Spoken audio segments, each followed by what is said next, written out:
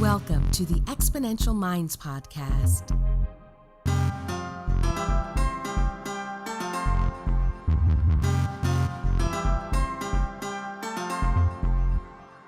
The research, development, launch, and growth of new technologies is creating incredible momentum in the modern world. Join Futurist Nik Badminton as he talks with the innovators and the exponential minds that are tackling some of the biggest problems and creating solutions that are propelling humanity to the next level.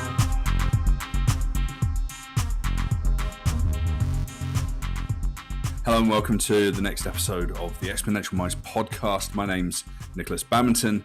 I'm a futurist. I help my clients look out 5, 10, 20 plus years into the future so that clients can imagine incredible futures today and build resilient business. And today I'm incredibly excited to have a friend on the podcast, Liza Amlani.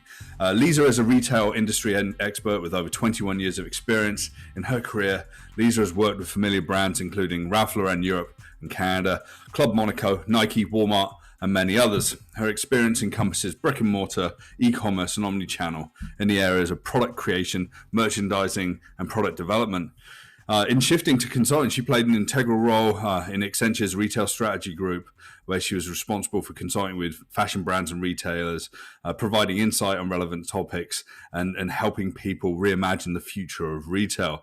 Currently, Liza is the principal of her own company, Retail Strategy Group, which is a consulting practice which helps companies in the retail space dramatically improve profitability, which is hugely important in this post-pandemic or mid-pandemic times that we find ourselves in. Liza, it's great to have you on the podcast. Thanks. Pleasure to be here. I'm excited to talk about my favorite subject, retail. Yeah, me too. And I've managed to be speaking about this I hadn't really spoken about this to clients over the past few years. And in the last year or so, I've chatted to franchisees, I've chatted to people in retail, I've chatted to, high street associations. It's kind of interesting. But Liza, can you just give us a bit of a rundown of, how your journey from sort of the beginning of getting into retail to where you are today has sort of shaped how things are? Yeah, absolutely. My journey was long. It is still going. I started on the shop floor. Since I think I was 14 years old. I loved being in retail. I've worked for Aldo and Holt Renfrew and the Bay.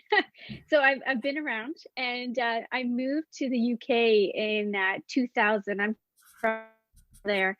And I, again, was back on the shop floor. I started at Harrods, part of their program for getting into corporate. So I wanted to start my buying career.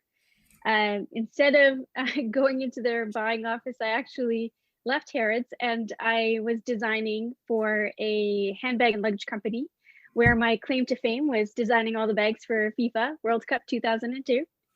Super exciting for me, considering I never really watched any football and was from Chelsea and was not a supporter. So that was horrendous, but I had a great time designing the bags for FIFA.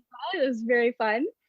Then I actually moved back to Toronto, and I started my buying career, where I was part of Holt Renfrew. Then I was recruited by Cayman, which is part of Club Monaco. I bought all the women's wear and accessories for the brand. I also have worked for many department stores, like Sporting Life, Sand Stores, which sadly closed down. And then I did a little bit of consulting and styling, realized that I was making no money. So I'm like, okay, I need to rethink this plan. And then I started to work for Ralph Lauren again. And I was, I think, the third person hired, part of Ralph Lauren Canada, where I was managing production and merchandising for the country. Very interesting working with different supply chains, 3PLs, and setting up the business here. Very interesting that technology was really painful back then. We could not communicate with the US, and that's why we opened a Canadian office. I moved back to the UK in 2014, where I was the buying lead for Ralph Lauren for Northern Europe for the Lauren brand. So I worked across UK, Ireland, Scandinavia, the Baltics, sometimes France. And then I moved back to Canada in 2018, started my consulting career with Accenture, where I spent most of my 2.5 years with a fabulous brand that I cannot name, but I will tell you that it is, I believe, a $40 billion footwear and apparel company, and they just released a very inclusive shoe last week. And now I've started my own practice. Yeah, and I mean, this is really exciting to me because everything's on the floor for disruption in retail. It seems like these days. I mean, 2020 saw an assault on the high street and a shift to e-commerce because we're all locked down. We're all in, sat in our basements working away, or we're not anywhere glamorous really. Well, certainly not the majority of us, right? Even people like Professor Scott Galloway have said that we saw 10 years of growth in e-commerce in about 8 months, which is absolutely insane. It's not only just a shift of revenues, it's a shift of culture in a way, right? So I mean, how has the past sort of year or so really impacted retailers, but made them think differently about the world? I mean, that's a loaded question. Yeah. But I do think that with that acceleration of technology really brought about retailers that weren't going to cut it. They basically died. And I think that because they didn't invest in technology, there was no way they were going to keep up. And I think a lot of people talk about digital transformation. That's a huge, I think it's a buzz phrase, but what it actually means is not only going online and creating an e-com store, but it's really about merging the experience of digital and physical retail, looking at different ways to talk to your customer, understand your customer, use the data from your customer, and build better experiences for us, on Zoom calls all day, but also, investing in your people. I think it's really that hybrid. You have to also invest in the people that are actually doing the work on the sales floor, behind the scenes. We're seeing that transformation slowly, but I think the customer centricity part of it all is the key to all of it. It seems to me as well, it's interesting at the beginning of the pandemic when everything shut down, it's like, clearly some people are going to fail here and this is going to be bad. Are retailers even going to develop, clothing lines for the year? How are they going to shift and whatever? But really, we've seen retail booming. Like, yes, we've had to buy online, but we've still seen product working, new products being developed. We're seeing supply chains being challenged, but also sort of persevering and getting through, right? And it's interesting to me. So, I mean, in this time, I mean, what advice were you giving to your clients to help them sort of not only get through the tough times, but to prepare for a future? The one piece of advice that I always give my clients is just really understanding what your customer wants before they even want it in some cases. That's where localization plays such a huge role. Building that sense of community within your local stores, those big department stores like a Nordstrom, opening the Nordstrom local stores. There's a reason for that. It's not only about fulfillment. It's also about, understanding your customer. Look at Nike. Nike's such a great example that I love to give people because they do such a great job in seamless integration across all channels, whether it's their Nike app, being a Nike member. You walk into the store, they understand not only that you took a yoga class through their app that morning, that you're really interested in golf because you keep looking at golf things, but you abandon your cart. That you love running. So, the Nike local live store is a great example of how they're using all those points of data and creating that amazing experience for the customer. So looking at your customer when you're making all your decisions, whether it's buying, product development, product optimization, and of course the customer experience across all channels. It really touches all of those things, and it all comes down to the customer. Yeah, this is about ecosystems, right? Everything's interconnected than ever before. There's not like the e-commerce team over in the corner and the physical design team over in the corner and the product people in their White Castle in the corner. Like, don't speak to us. We're inventing, we're inventing like season fashions for 2 years Right. time sort of thing. It seems like fast fashion is kind of been redefined. Yes, it is. It is. Yeah. So It is. it's no longer just like from the catwalk to the shops and cheap cheap goods. It seems like there's been a shift. Have you seen a shift in the trends within retail in terms of how much people are willing to spend, what kind of goods that they're buying, and the such like? Yeah. I think that people are willing to spend on product that they feel invested in. So, for example, most customers, I would think, are really pushing sustainability across their entire life, whether it's the products they buy, how much energy they use, what they're doing in their homes to better their lives for generations to come, right? So I think sustainability is a good one because they're holding retailers accountable. Investors are holding governments and retailers accountable. So that accountability is directly related to the claims that retailers and brands are making around sustainability and social and ethical ways of working. So I think that there's more investment there. So if a retailer or a brand like an Allbirds, sorry, Yeah. is The shoe company, right? Allbirds. Yes, Yeah. exactly. They're displaying their carbon footprint on their labels. Right. Or Everlane. I don't love to talk about Everlane because they have a lot of other challenges. But I mean, it's great that they show the factories that they're developing their product in. Or there's technology out there that is being used a lot more where customers can actually see where things are being produced, like a source map, for example. You can go on there, you're wearing your Van check shoes, and you can see what factories and what they look like on source map. So I think that investment, people are willing to spend the money on product if they have an investment and into the beliefs that the brand puts out there and that they're aligned. It's kind of, yeah, once you get into the mindset of a brand, and I'm kind of new to spending money, a decent amount of money on apparel and clothing. I got to put my hand up, like I'm a sneakerhead. So I buy sneakers. I don't really speculate in them. I just really love, new kinds of sneakers, but I've just started spending, a decent amount of money in clothes. I just bought myself a Rick Owens t-shirt.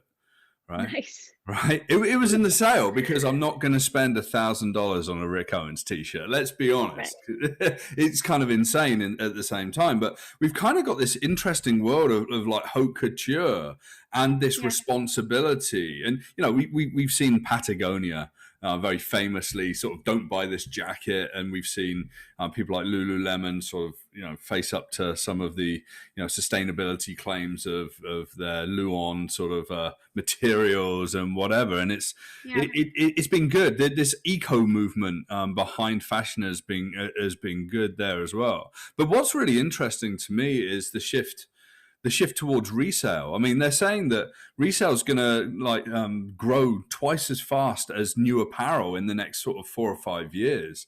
And that, we're not buying new clothes as much as we used to. We're buying, old classics or things that are now seen as trendy. And, the kids are sort of really pushing the boundaries in that. I mean, what have you seen on that side? Because you work with apparel and retailers, people pushing new product. Are they starting to sort of really get on board with this idea of old product?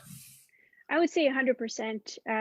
I think that the circular economy, as more brands talk about it, I think there's a lot more investment into companies like The RealReal and Poshmark and ThredUp, but also companies like Levi's.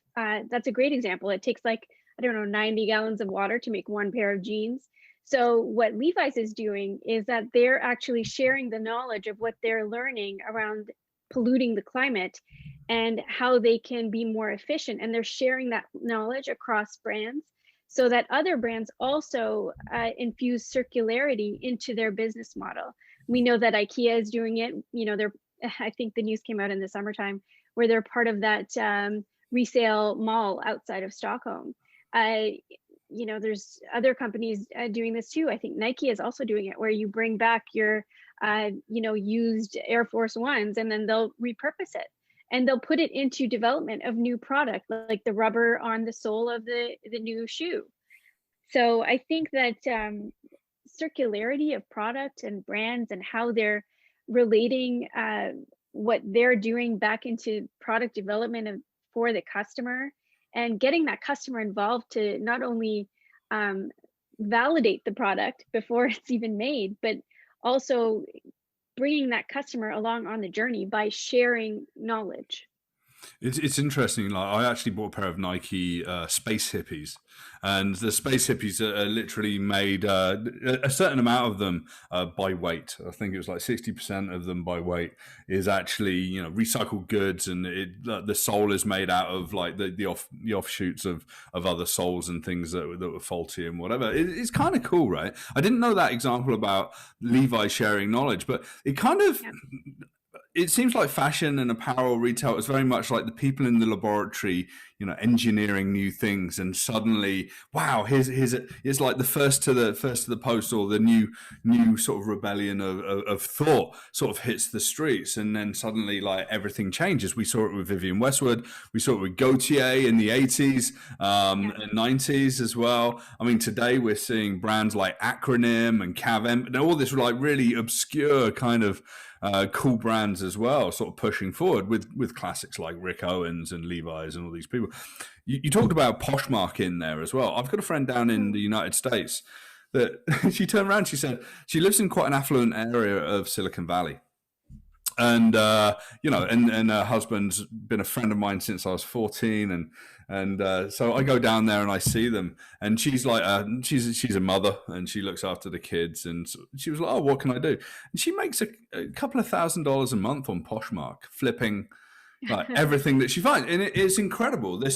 The world has shifted, it seems. So, I mean, what's next? I mean, what's new and exciting, and what's next? Or are we going to really double down on the circular economy and make that the de facto standard? I think that sustainability and circularity go hand in hand. Yeah. So, I think that the one lesson to be learned out of the Poshmarks, the Threadmarks, selling on the platforms, and of course, just seeing how much good they do, I think is great.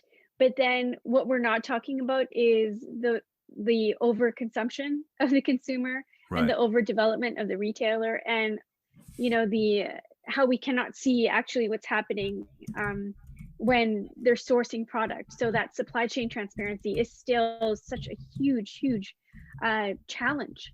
And I think that as we move forward in the next, I would hope 5-10 years, that we will get more visibility into those remote parts of the world where, unethical ways of working are still so prevalent. And a lot of it comes down to corruption of, governments. And, sadly, fast fashion, traditional fast fashion, is, a big culprit there, because, they're making goods for so cheap. They're, the labor costs alone are just, it's shocking. So I think that that's something that's, going to really come out into the open, which will really change the way we buy. So we'll buy less, we'll have products for longer, which is great. We're going to use data to actually build products, not only from like a sampling and a waste perspective, but also using technology like 3D printing or digital twins to show customers the product before you make it, to make sure that this is something that they actually want. And we're also going to, I think, as consumers, will want to consume less. So I think that's going to really bridge that gap between overdevelopment of retail and consumption of consumer. It's interesting, isn't it, where you've got trends like minimalism, and then I tried minimalism for about a year, and I couldn't wait to move back into my apartment and buy things and have different clothes. And there's a personality around this, and I think that's the cultural element. It's like a representation of who you are. I recently just bought some clothes because, even though no one's going to see it, I need to feel different on a daily basis, right? I watched a movie about 5 years ago called The True Cost, Have you seen that movie I about? haven't. Yeah. So Indian and Bangladeshi workers in fast fashion and their treatment and that, it really sort of shone a light on that supply chain here. I mean, you've spoken about things like Allbirds saying their carbon footprint. We're talking about, we've spoken a little bit about Patagonia. We've talked about Levi's sharing knowledge and all of that. I mean, how do retailers sit down and rethink who they are in the context of sustainability? It absolutely comes from leadership. I think once leadership gets on board and they start thinking strategically on how they can manage their business and really understand what the customer wants and pollute less, then I think they'll be held accountable, because they'll be looking at sustainability and circularity and what they're doing to the climate as a whole organization. It is a mindset shift and a culture shift for the whole organization, but it does come down to leadership. And we talk about fast fashion, and I do think that that term is going to mean something different, where we're going to be able to use smart technologies like smart fit and smart sizing to produce less product and produce the right product, so that there's less returns sitting in landfills, and we're delivering the right product to the customer. And it really does come down to technology, but also leadership has to be on board with the messaging that the customer actually wants.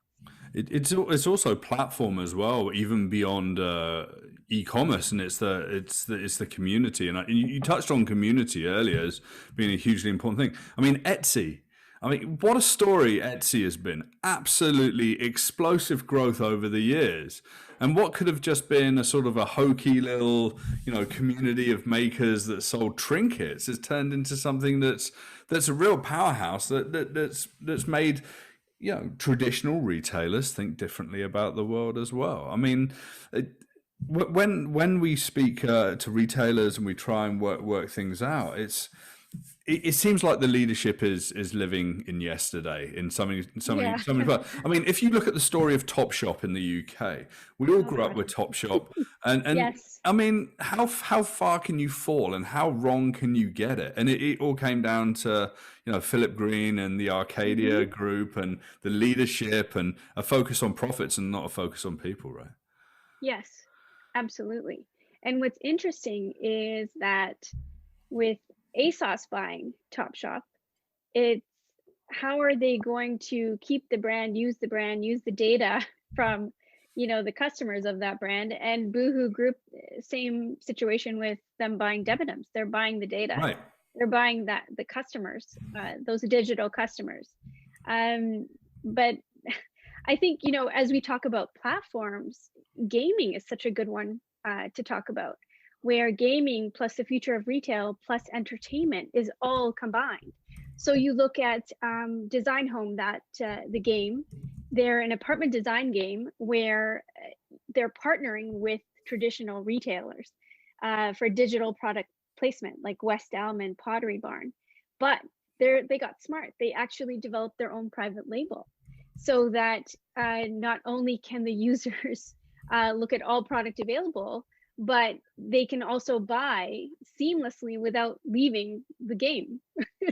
It's actually amazing. I mean, I think Minecraft is going to do the same thing, knowing what they know when partnering with Uniqlo, where they actually have to leave the platform to actually make the purchase, which you could actually lose the customer. But engaging a different customer using unconventional ways of selling, that is really the future. And it's interesting. I'm glad you brought up gaming as well, right? Kids are spending billions of dollars on things that don't exist, but they do exist in the virtual realm, like Fortnite, or we've got virtual influencers as well. Yes. And things that can't or don't exist in reality are just being spawned in these digital worlds. Have you been working with people on like these digital products and those aspects of retail as well? Not yet. I've been making suggestions. Yeah.